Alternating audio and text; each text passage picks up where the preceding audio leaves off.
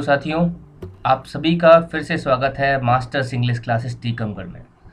हम प्रोनाउन पढ़ रहे हैं और ये प्रोनाउन का चौथा वीडियो है।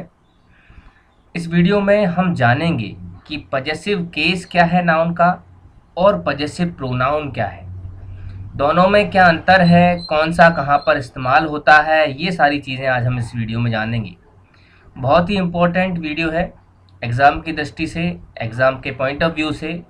तो आइए शुरू करते हैं आज का वीडियो।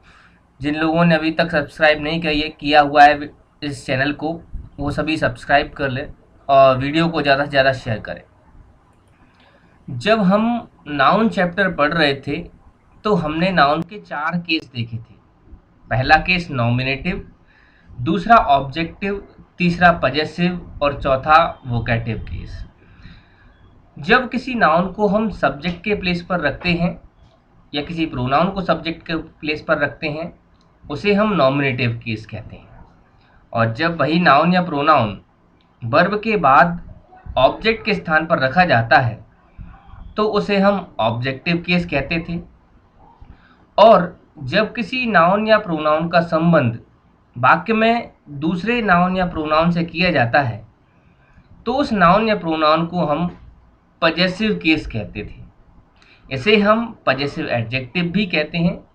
और पजेसिव एडजेक्टिव कहने का कारण ये है कि जब भी पजेसिव केस आता है किसी नाउन का तो उसके बाद हमेशा कोई ना कोई नाउन आता है। और ये क्वालिटी होती है एक एडजेक्टिव की कि एडजेक्टिव अकेला कभी नहीं आता है, उसके बाद हमेशा हमें नाउन देखने को मिलता है।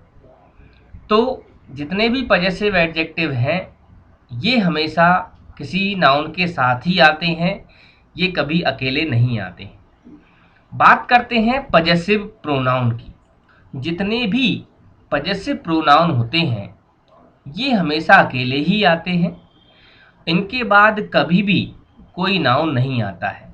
जो स्क्रीन पर आपको कॉलम हाईलाइट दिख रहा है उसकी बात कर रहा हूं मैं।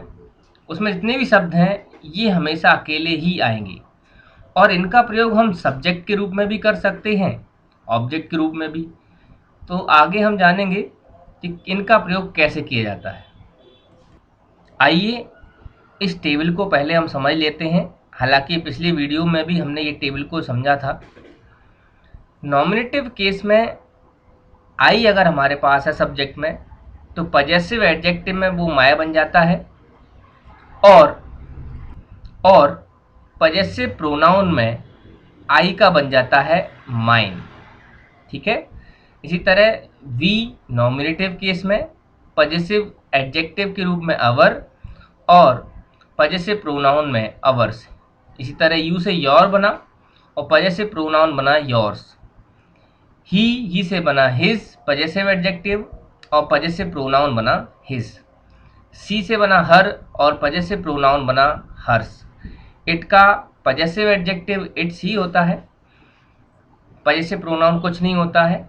नॉमिनेटिव केस में दे पजेसिव एडजेक्टिव बन जाता है देयर। याद स्पेलिंग रखेंगे ध्यान से, THEIR होता है, ये THERE नहीं है।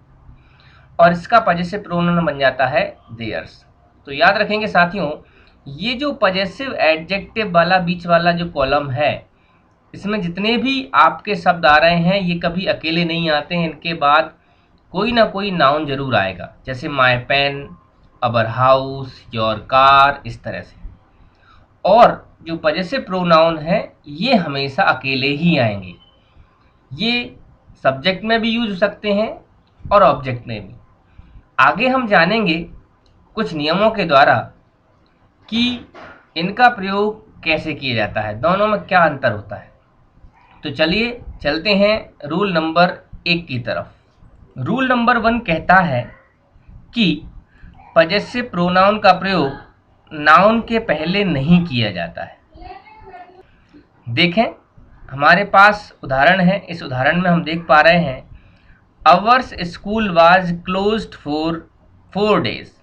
तो देखिए अवर्स कौन से कॉलम से हमने लिया है, अवर्स हमने लिया है तीसरे नंबर के कॉलम से, OURS, और ये एक पजेसिव प्रोनाउन है। तो इसके बाद जो आपने स्कूल लिखा हुआ है ये वाला, ये नाउन है।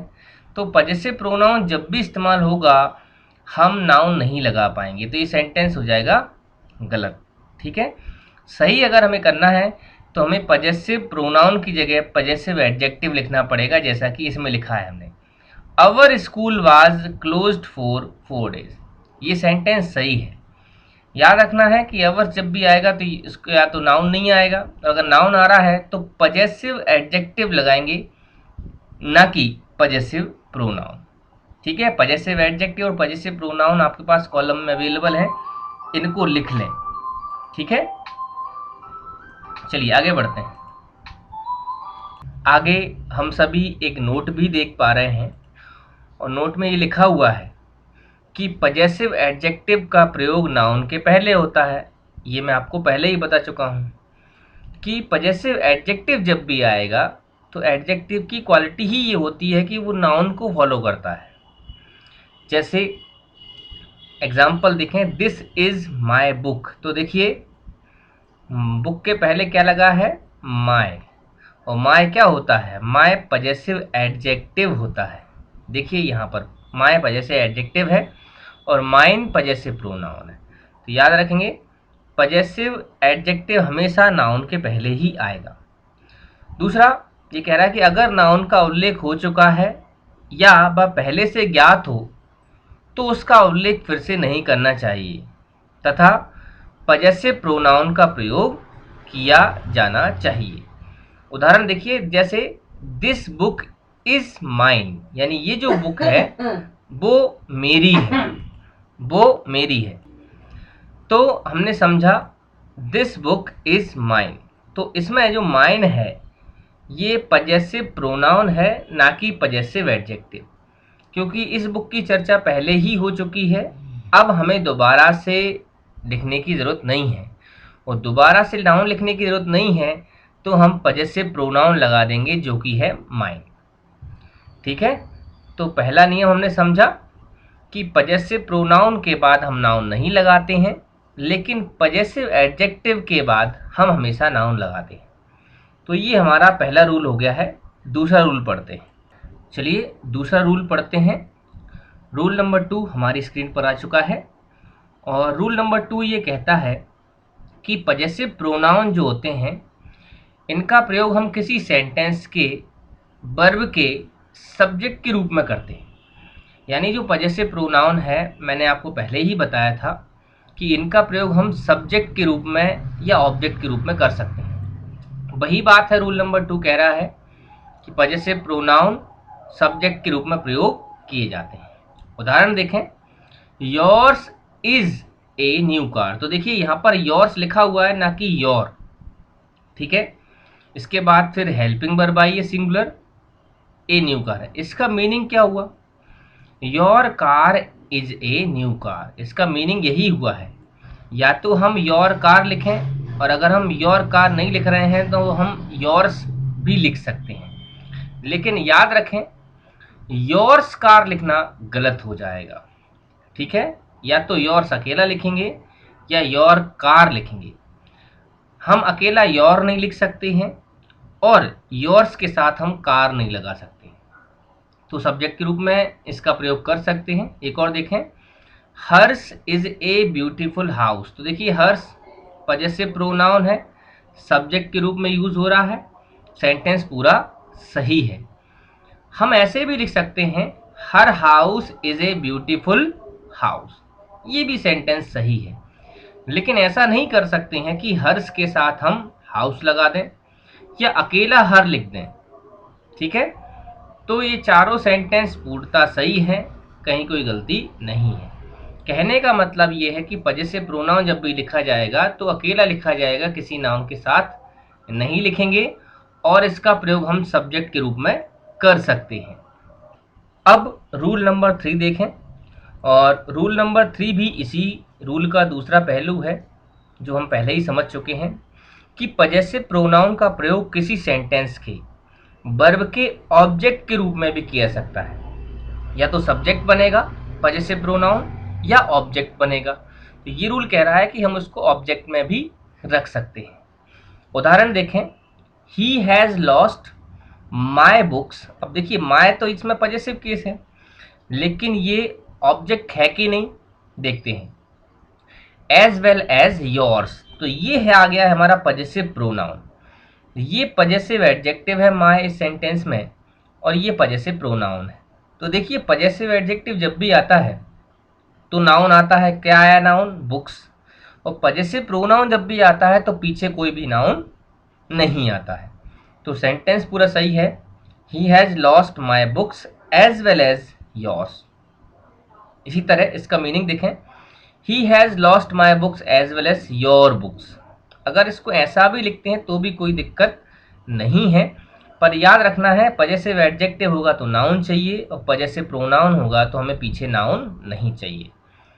लास्ट वाला सेंटेंस देखें, save your time and mind too. तो देखिए माइंड फिर से पॉजेसिव प्रोनाउन आ गया है, इसके बाद कोई भी नाउन नहीं आया है।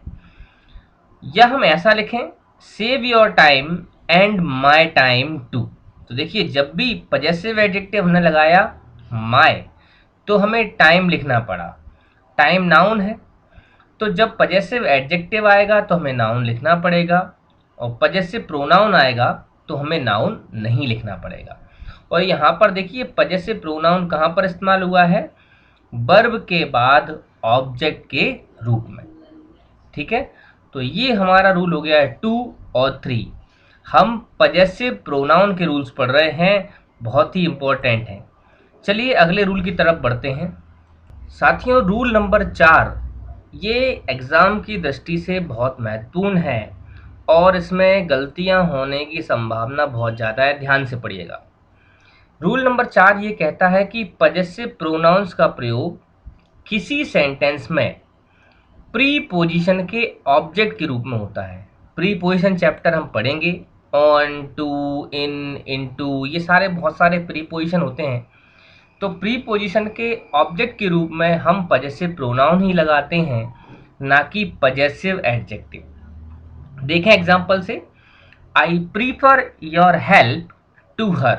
अब देखिए टू यहाँ पर प्रीपोजिशन आ गया है, और इस प्रीपोजिशन के बाद हमें क्या लिखना पड़ रहा है, हर नहीं लिख पाएंगे हम, हमें लिखना पड़ेगा हर्स। ठीक है, तो याद रखना है, पढ़ने में ये सही लगता है I prefer your help to her, ये गलत हो जाएगा।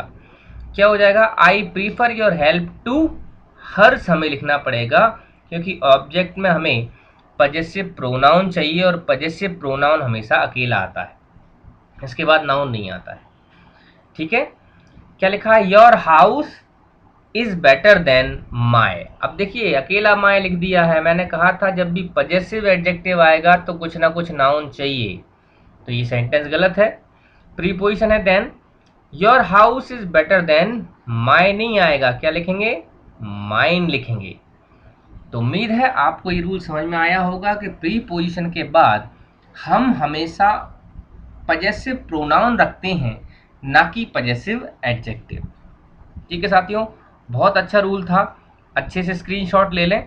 रूल नंबर 5 पढ़ते हैं। रूल नंबर 5 ये कहता है कि कुछ वर्ड्स हैं जो हमें याद करने हैं, जैसे कि separation, leave, excuse, mention, report, pardon, sight, favour. इन सभी के साथ हम पॉजेसिव केस का अगर प्रयोग करते हैं तो वो गलत हो जाता है। पॉजेसिव केस अलग है साथियों, और पॉजेसिव प्रोनाउन अलग है। अगर पॉजेसिव केस कहीं पर आपसे बोला जाता है तो उसका मतलब होता है पॉजेसिव एडजेक्टिव। तो इस पॉजेसिव केस को आप पॉजेसिव एडजेक्टिव भी पढ़ सकते हैं। तो इन सभी शब्दों के साथ पॉजेसिव एडजेक्टिव नहीं लगाते हैं, ये हमें याद रखना है। बहुत अच्छा रूल है, एग्जाम्पल से समझेंगे। Your separation is very painful to me. अब देखिए सेंटेंस लिखा है, एक वर्ड आ गया है इसमें सेपरेशन, और ऊपर हमने ऑलरेडी देख चुके हैं कि सेपरेशन के साथ हमें पॉजेसिव केस नहीं लगाना है, और पॉजेसिव केस लगा हुआ है यहाँ पर यू का योर, तो ये सेंटेंस हो गया गलत। हमें लिखना चाहिए था, पीछे देखें, separation from you is very painful to me. ठीक है, सही ये हो जाएगा, सेपरेशन फ्रॉम यू हमें लिखना पड़ेगा। ऐसे ही एट हिज साइट। अब देखिए हिज लगा हुआ है किसके पहले, साइट के पहले, और देखिए यहाँ पर हमने पहले ही लिख लिया है कि साइट के साथ हम पजेसिव केस का प्रयोग नहीं करेंगे, तो ये सेंटेंस गलत हो जाएगा। At his site the robbers flat, ठीक है, हमें लिखना पड़ेगा at the site of him. Possessive case बनाने के लिए हम यहाँ पर ऑफ लगाएंगे, ना कि पजेसिव केस किसी नाउन या प्रोनाउन का यूज करें, ठीक है। तो हिज साइट नहीं लिख सकते, हमें लिखना पड़ेगा साइट ऑफ हिम। बहुत अच्छा रूल है, इसका स्क्रीनशॉट जरूर ले लें। फिर हम बढ़ते हैं रूल नंबर 6 की तरफ, और वीडियो को 2 बार कम से कम देखें तो आपको चीज़ें और बेहतर समझ में आएंगी, क्योंकि मैं आपके सामने यहाँ पे दिख भी नहीं पा रहा हूँ, और दिख तो मैं जाऊँगा, उसकी कोई दिक्कत नहीं है, दिक्कत ये है कि मैं कुछ लिख नहीं पा रहा हूँ यहाँ पे, ठीक है। तो और हम क्लास में बेहतर तरीके से समझेंगे। जिन लोगों ने क्लास ली है उन्हें पता है कि वो बिल्कुल उनके लिए बच्चों का खेल है ये, ठीक है। चलिए, तो ग्रामर कुछ हुआ नहीं है, बच्चों का खेल है, जब आप क्लास में आएंगे तब हम बहुत आसानी से इसको सीखेंगे। चलिए रूल नंबर 6 देखते हैं। अब रूल नंबर 6 देखें, और रूल नंबर 6 हमसे ये कहता है कि पजेसिव प्रोनाउन जो होते हैं इनमें एस के पहले अपोस्ट्रॉफी का प्रयोग नहीं होता है। यानी अगर आप ऐसे लिख रहे हैं योर्स, हर्स, इट्स, तो ये गलत होते हैं, इन्हें सही नहीं माना जाता। यानी हमें ये अपोस्ट्रॉफी नहीं लगाना है, तब ये पजेसिव प्रोनाउन बनेगा। जैसे उदाहरण देखें, the bear had a ring around its nose. तो देखिए इट के बाद अपोस्ट्रॉफी एस लगा दिया है, तो ये पजेसिव प्रोनाउन नहीं होगा, ये पजेसिव एडजेक्टिव हो जाएगा। लेकिन एक चीज़ और याद रखेंगे इट के संबंध में, कि इट्स का पजेसिव केस, इट का पजेसिव केस ये वाला इट्स होता है, बिना अपोस्ट्रॉफी एस वाला, ना कि ये वाला। तो ये वाला जब भी आप इट के साथ अपोस्ट्रॉफी एस पढ़ें तो इसको हम पढ़ते हैं इट इज़। तो ये चीज़ हमें याद रखनी है कि अगर इट के साथ अपोस्ट्रॉफी एस है तो उसे हम इट इज़ पढ़ते हैं, और इट के साथ अपोस्ट्रॉफी एस ना होकर सीधा एस है तो ये पजेसिव केस होता है, और पजेसिव केस के बाद हम सीधा नाउन लगाते ही हैं। तो हमने नोज लगाया हुआ है, दूसरा सेंटेंस सही है, पहला सेंटेंस गलत है। चलते हैं रूल नंबर 7 की तरफ। रूल नंबर 7 ये कहता है कि जीरेंड के पहले पजेसिव एडजेक्टिव का प्रयोग होता है। ध्यान से सुनेंगे, जीरेंड के पहले पजेसिव एडजेक्टिव का प्रयोग होता है। अब जीरेंड हम सभी जानते ही हैं कि कुछ वर्ब में अगर हम आईएनजी लगा दें तो उन्हें हम जीरेंड फॉर्म बोलते हैं। उनका इस्तेमाल जब हम नाउन प्रोनाउन की तरह करें, नाउन की तरह करें, सब्जेक्ट या ऑब्जेक्ट की तरह करें, तो वो ही जीरेंड आपके कहलाते हैं, ठीक है। तो जैसे कि इस सेंटेंस में हम देख रहे हैं, I was confident of my winning. तो यहाँ पर winning as a noun use हो रहा है, और इसके पहले लगा हुआ है पजेसिव एडजेक्टिव। आई का पजेसिव केस क्या होता है, माई। तो बिल्कुल सही सेंटेंस है, I was confident of my winning in the match. दूसरा, she was not confident of her doing. तो देखिए डूइंग का एज ए नाउन यूज हुआ है यहाँ पर, इसे हम जीरेंड बोल रहे हैं, और इसके साथ ही हमने पहले पजेसिव एडजेक्टिव लगाया है हर। तो ये याद रखना है कि पजेसिव एडजेक्टिव का प्रयोग हम जीरेंड के पहले कर सकते हैं। तो साथियों, इन 7 रूल के साथ ही हमने पजेसिव केस और पजेसिव प्रोनाउन के ऑलमोस्ट जितने इम्पोर्टेंट रूल हैं उनको कर लिया है। अगले वीडियो में हम रिफ्लेक्सिव प्रोनाउन के बारे में पढ़ेंगे, और ये बहुत ही इम्पोर्टेंट टॉपिक है रिफ्लेक्सिव प्रोनाउन भी। तो अगले वीडियो में मिलते हैं, और चैनल को जिन लोगों ने सब्सक्राइब नहीं किया सब्सक्राइब कर लें, वीडियो को ज़्यादा से ज़्यादा शेयर करें। क्लास में तो हम और बेहतर समझेंगे ही, नो डाउट, लेकिन जब तक लॉकडाउन है तब तक अपनी पढ़ाई जारी रखें ऑनलाइन के माध्यम से, ठीक है। आज के लिए इतना ही। अगले वीडियो में हम पढ़ेंगे रिफ्लेक्सिव प्रोनाउन, जो कि बहुत ज़्यादा इम्पोर्टेंट है और इसमें गलतियां बहुत होती हैं, ठीक है। तो आज के लिए इतना ही, धन्यवाद।